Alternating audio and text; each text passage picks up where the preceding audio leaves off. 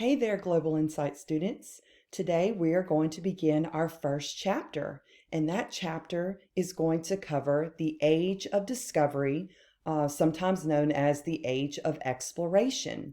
So let me take a few minutes and explain to you how we're going to take notes in this class. You will see here on your screen a what I call a skeleton outline. It is clearly missing some information.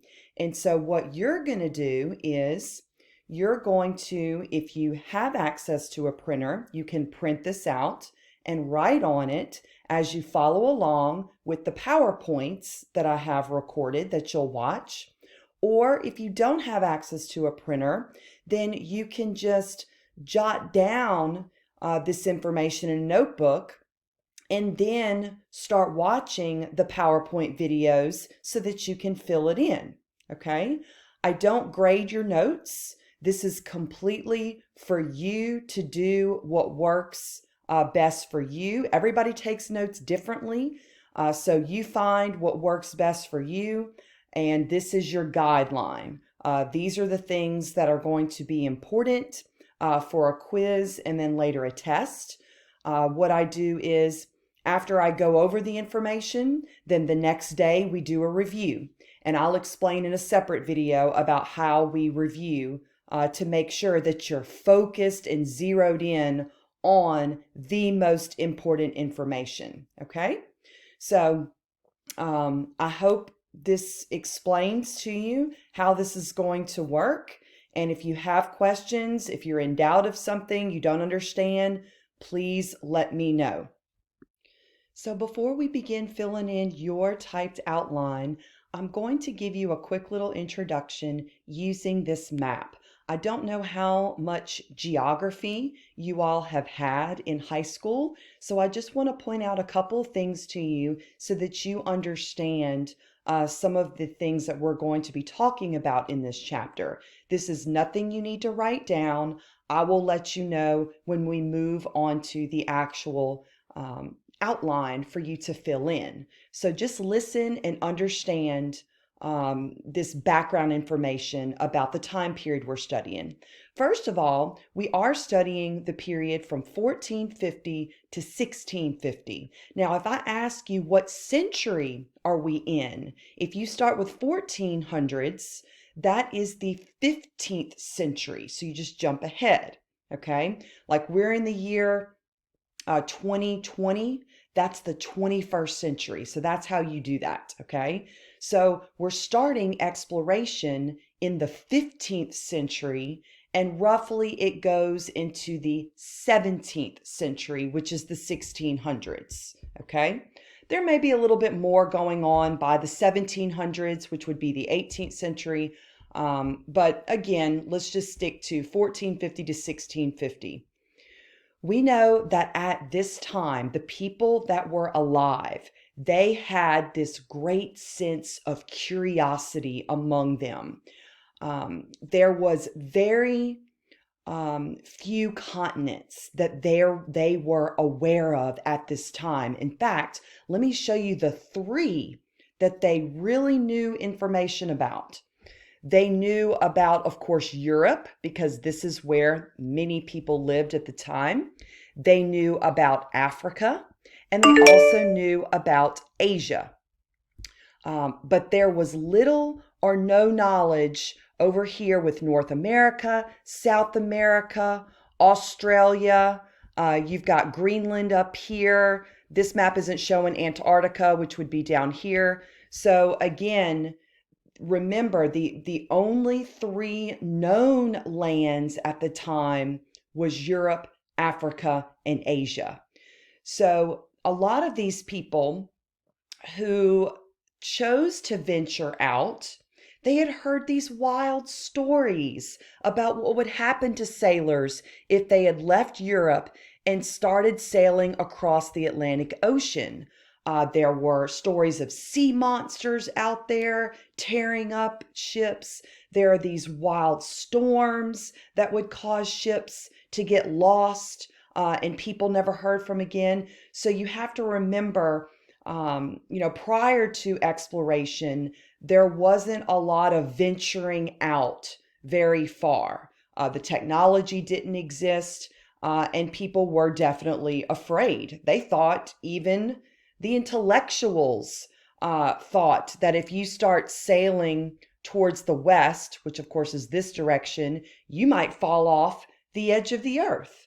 Again, many people still believed that the world was flat at that time because they didn't have anything to tell them otherwise.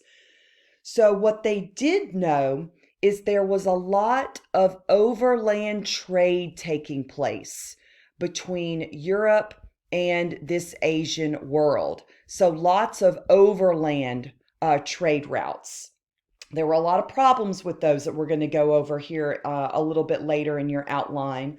But they know that over here in Asia, they could get their hands on a lot of goods that they didn't currently have in Europe. And if they could get their hands on those goods, which many of them did, then they could sell those goods and make some good money.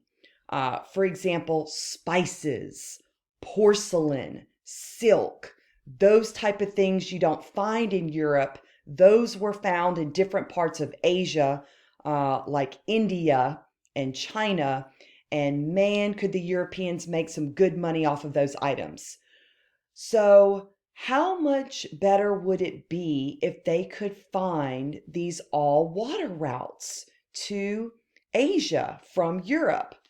And so that's what we're going to be looking at in exploration.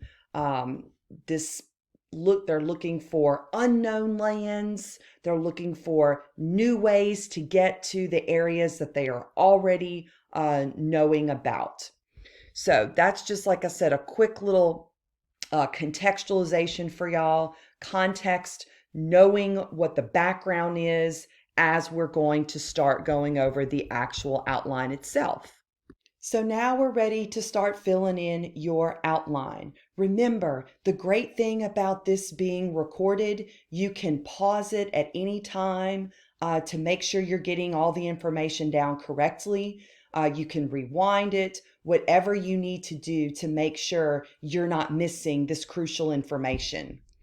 You see anything that's in red, that means that is missing on your outline. So that's what you want to make sure you're filling in. Now, there are sometimes there won't be some things there. You'll just have to listen, and I'll try to repeat it a couple times to make sure that you are getting it down. All right, so let's begin with our Roman numeral 1 introduction. We know that this is the time period when the Europeans discovered the world and then set out to conquer it. Remember, we said there were only 3 known lands at the time: Europe, Asia, and Africa. And so now there are going to be these new lands that are going to be discovered, and definitely new ways to get to these lands. And then ultimately, there are going to be some Europeans who want to conquer that land instead of just simply benefit from trade or make money. They actually want to take that land for different reasons. All right, so look at number 2. The reasons for exploration, like why in the world would you want to get out of your comfort zone? You've been in the same village your whole life, and why all of a sudden are you wanting to, get out and start this exploring of unknown land that could be dangerous? Well, here are some reasons. Wealth, you're looking for money, and there's always this idea that there's gold out there, all these stories about that, as well as you're wanting to obtain land. Anytime you get land, that usually means wealth, because you can either find certain resources that you can make money off of, or you can use that land to grow things and make money. So anytime you have land, that usually means wealth in the end. All right, another reason for exploration: they want to satisfy a sense of adventure and curiosity. Like I told you earlier, the Europeans, many of them, even the ones that were intelligent, believed for a long time that the world was flat, and that if you set sail, heading west, you are going to encounter sea monsters, the end of the world. You're going to, your ship's going to fall off. So they actually want to know if this is really going to happen. So they have a sense of adventure and curiosity to go and look for new lands. A lot of these people are part of what's called the Renaissance. You might want to make a little note of that. These are Renaissance people. Renaissance just means rebirth. They are rediscovering some things that have been neglected for many, many years that the ancient Greeks and Romans have. So these people are very adventurous and very curious about what is really out there. What can they uncover? All right. Another reason for exploration is these Europeans want to spread Christianity, which is the religion of the time. Okay. If you called yourself a Christian back in the 1400s, then you belonged to the Roman Catholic Church. That was the only part of Christianity, branch of Christianity that existed at this time. There were no Baptists, no Methodists, no Pentecostals, none of that. It was strictly the Roman Catholic Church that controlled everything as far as the Christian religion at this time. So remember that, because eventually you're going to hear more about religion as we move forward. And then finally, the last reason for this exploration is to convert natural resources into goods that can be traded. So again, anytime you can do that, then there's possibly money to be made. Natural resources basically means things that are in the ground. These are not man-made items. So remember, natural resources, okay? Oil, for example.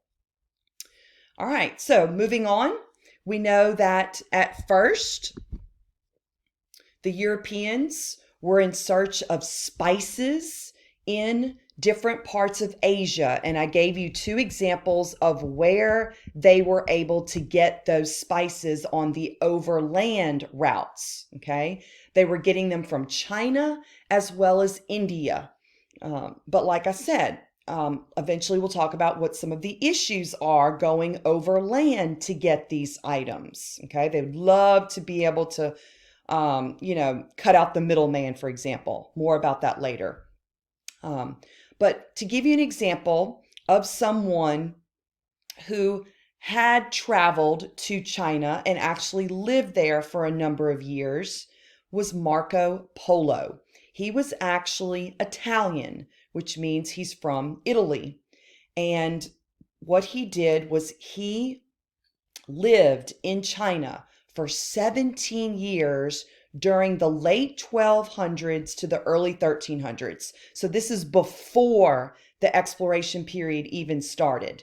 People of exploration had heard about Marco Polo because he was dead, by the time this time period we're studying came along.